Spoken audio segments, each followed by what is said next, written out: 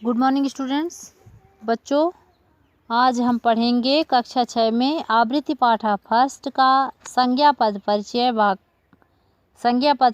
का दूसरा भाग आकारांत पुल्लिंगा, आकारांत स्त्रीलिंगा और आकारांत नपुंसकलिंगा पढ़ेंगे। इससे पहले हमने पढ़ा कि संस्कृत में 3 लिंग होते हैं, पुल्लिंग, स्त्रीलिंग और नपुंसकलिंग।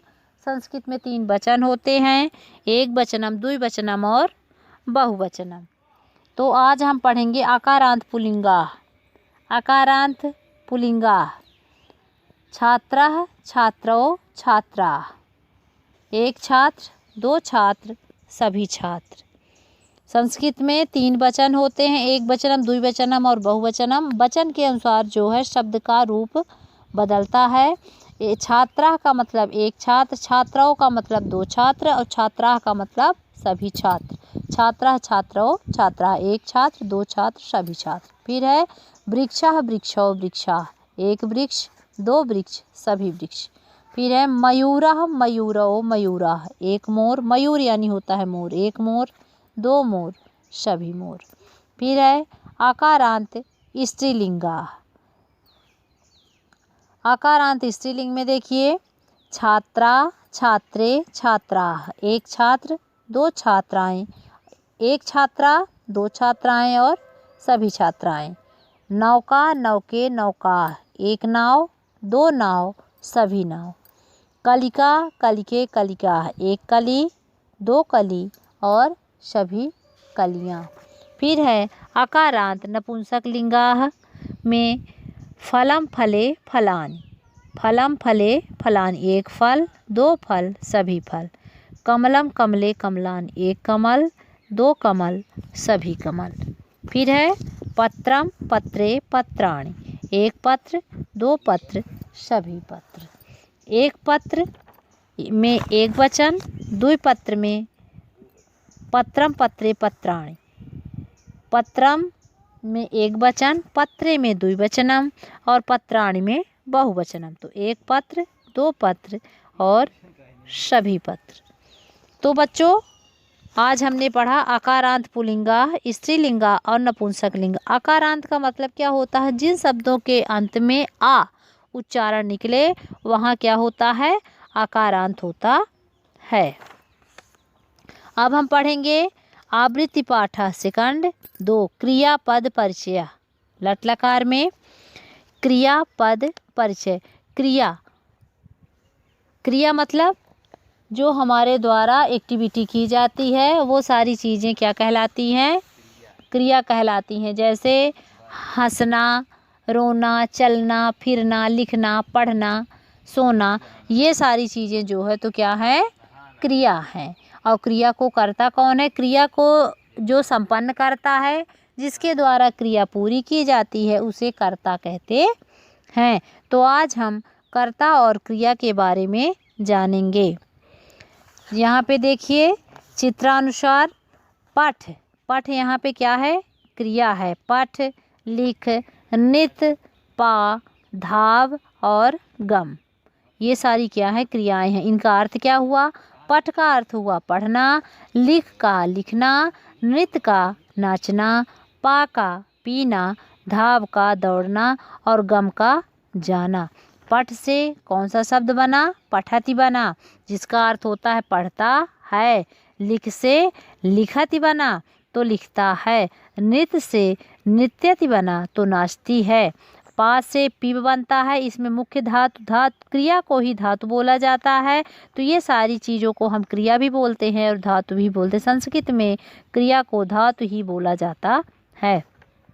पा से इसमें पीब बना हुआ है, लेकिन मुख्य रूप से जो धातु होगी वो क्या होगी? पा धातु होगी। तो पा से पीब, पीब से कौन सा शब्द बना? पीवति यानी पीता है। धाव से धावत शब्द बना यानी दौड़ता है। गम से बना है गच्छ, इसमें मुख्य रूप से जो धातु होगी वो गम होगी, जो मेन क्रिया होगी वो क्या होगी? गम होगी। लेकिन गम से जो शब्द बनेगा वो गच्छ, गच्छ से बनेगा गच्छति, तो गच्छति यानी जाता है। तो बच्चों, हमने कुछ क्रियाओं के बारे में पढ़ा, कुछ धातु के बारे में पढ़ा। अब हम जो है तो कर्ता के बारे में पढ़ेंगे। तो कर्ता जिसको हम पुरुष कहते हैं, कर्ता कितने होते हैं? तीन होते हैं। प्रथम पुरुष, मध्यम पुरुष, उत्तम पुरुष, जिसको आप लोग इंग्लिश में फर्स्ट पर्सन, सेकंड पर्सन और थर्ड पर्सन बोलते हो। तो प्रथम पुरुष में क्या क्या होता है? शह, तौ, ते। सह, तौ, ते। सह का मतलब वह, तौ का मतलब वे दोनों और ते का मतलब वे सभी। ये किस में आ गए? पुल्लिंग में आ गए। सा, तौ, ते। वह, वे दोनों, वे सभी। ये पुल्लिंग शब्द के लिए इनका प्रयोग होता है।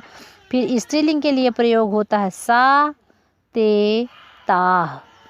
सा, ते, ताह। सा यानी वह, ते यानी वे दोनों, ताह यानी वे सभी। इनका प्रयोग स्त्रीलिंग के लिए होता है। फिर है तत्, ते, तान। तत् यानी वह, ते यानी वे दोनों, तान यानी वे सभी। इनका प्रयोग नपुंसकलिंग के लिए होता है। बच्चों, संस्कृत में 3 वचन होते हैं और वचन के अनुसार जो है तो हमारे शब्द भी बदलते हैं। तो शह यानी वह, तौ यानी वे दोनों, ते यानी वे सभी पुल्लिंगवाची हैं। सा, ते, ताह स्त्रीलिंगवाची हैं। तत्, ते, तानि नपुंसकलिंगवाची हैं, लेकिन अर्थ सबका सेम ही रहेगा। फिर इसके बाद आप देखिए क्या लिखा हुआ है? एसह, एतौ, एते। एसह यानी यह, एतौ यानी ये दोनों, एते यानी ये सभी। फिर ये पुल्लिंगवाची हो गए। स्त्रीलिंगवाची हैं। ऐसा, एते, एताह। यह, ये दोनों, ये सभी। फिर है नपुंसकलिंग में है एतत्, एते, एतान। यह, ये दोनों, ये सभी। एषः, एषः, एतौ, एते ये पुल्लिंगवाची हैं, यानी यह, ये दोनों और ये सभी। और फिर है एषा, एते, एताः ये स्त्रीलिंगवाची है, यानी यह, ये दोनों, ये सभी। और फिर एतत्, एते, एतान ये दोनों, यह, ये दोनों और ये सभी। ये हो गया हमारा नपुंसकलिंगवाची। फिर है बालक, बालिका। बालक यहाँ पे क्या है? बालक जो है पुल्लिंग है और बालिका क्या है? स्त्रीलिंगवाची है। एक वचन के लिए इनका प्रयोग हुआ। फिर जब यही द्विवचन में जाएंगे तो इनका प्रयोग बालक को बालकौ बोलेंगे और बालिका को बालिके बोलेंगे। फिर जब ये बहुवचन में जाएंगे तो बालक को बालकाः बोलेंगे और बालिका को बालिकाः बोलेंगे। फिर मध्यम पुरुष जो हमारा हुआ, तो मध्यम पुरुष में जो है त्वम, त्वम यानी एक वचन में त्वम, यही जब द्विवचन में जाएगा तो युवाम हो जाएगा, बहुवचन में जाएगा तो यूयम हो जाएगा। तो अर्थ इनका क्या होगा? इनका अर्थ बदलेगा। त्वम यानी तुम, युवाम यानी तुम दोनों और यूयम यानी तुम सभी। फिर है उत्तम पुरुष में अहम, आवाम, वयम। अहम यानी मैं, आवाम यानी हम दोनों और वयम यानी हम सभी। तो बच्चों, पुरुष कितने होते हैं? कितने प्रकार के होते हैं पुरुष? पुरुष को ही हम कर्ता बोलते हैं। पुरुष कितने प्रकार के होते हैं? 3 प्रकार के होते हैं। प्रथम पुरुष, मध्यम पुरुष और उत्तम पुरुष। तो प्रथम पुरुष वह होता है जिसके बारे में बोला जा रहा हो, मध्यम पुरुष वह होता है जो सुनता है और उत्तम पुरुष वह होता है जो बोलता है। अर्थात जो बोलने वाला होता है वो उत्तम पुरुष की श्रेणी में आता है, जो बात को सुनता है तो वह मध्यम पुरुष में आता है और जिसके बारे में बोला जा रहा हो वो किस में आता है? प्रथम पुरुष में आता है। तो बच्चों, आज हमने क्या पढ़ा? क्रियापद परिचय और कर्ता को पढ़ा। अब हम पढ़ेंगे कुछ शब्द हैं इसमें, जैसे सह, अस्ति। सह का मतलब वह, अस्ति यानी है। जिस प्रकार एक वचन, द्विवचन, बहुवचन में हम सह, तौ, ते का प्रयोग करते हैं, उसी तरह से अस्ति, अस्तः, सन्ति का भी प्रयोग हम एक वचन, द्विवचन और बहुवचन के लिए करते हैं। अस्ति यानी है एक वचन के लिए, अस्तः यानी है द्विवचन के लिए और सन्ति यानी हैं बहुवचन के लिए। तो सह, अस्ति वह है, तौ, स्तः वे दोनों हैं और ते, सन्ति वे सभी हैं। फिर उसी तरह से जो है देखिए, त्वम यानी तुम, अस यानी हो, तो तुम, त्वम, अस तुम हो, युवाम, अस्तः तुम दोनों हो और यूयम, अस्त तुम सभी हो। अहम अस्मि मैं हूँ, आवाम स्वः हम दोनों हैं, वयम अस्मः हम सभी हैं। तो बच्चों, संस्कृत में क्रियापद जो है सभी लिंगों में समान होते हैं, उसमें कोई भी परिवर्तन नहीं। जो क्रिया होती है वो चाहे स्त्रीलिंग हो और चाहे पुल्लिंग हो, उन दोनों में समान होती है। तो हमने आज आवृत्ति पाठः सेकंड क्रियापद परिचय पढ़ा और पुल्लिंग स्त्रीलिंग संज्ञा पद परिचय को हमने दोहराया। इसे आप भी अच्छे से समझें और पढ़ें। धन्यवाद।